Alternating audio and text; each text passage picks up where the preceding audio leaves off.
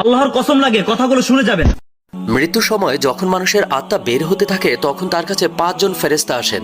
প্রথম ফেরেশতা তখনই আসে যখন তার আত্মা শেষ নিঃশ্বাস পর্যন্ত চলে যায়। তাকে প্রশ্ন করে, আজ তোমার শক্তিশালী শরীর কোথায় গেল? যখন আত্মা পুরোপুরি বের হয়ে যায় তখন দ্বিতীয় ফেরেশতা এসে বলে, আজ তোমার ধন দৌলত কোথায় গেল যেগুলো তুমি জমা করেছিলে? আর যখন জানাজা উঠানো হয় তখন তৃতীয় ফেরেশতা এসে বলে, আজ তুমি এতটা লম্বা সফরে বের হয়েছো যা তুমি এর আগে কখনো করনি। আজ তোমাকে এমন ঘরে শোয়ানো হবে যেখানে নিঃশ্বাস নেয়ারও জায়গা নেই।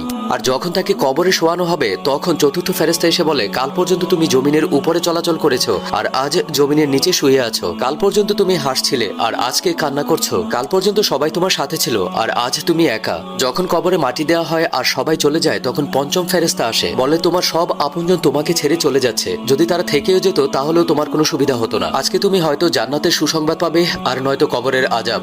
আল্লাহ আমাদের সবাইকে কবরের আযাব থেকে মুক্তি দান করুন।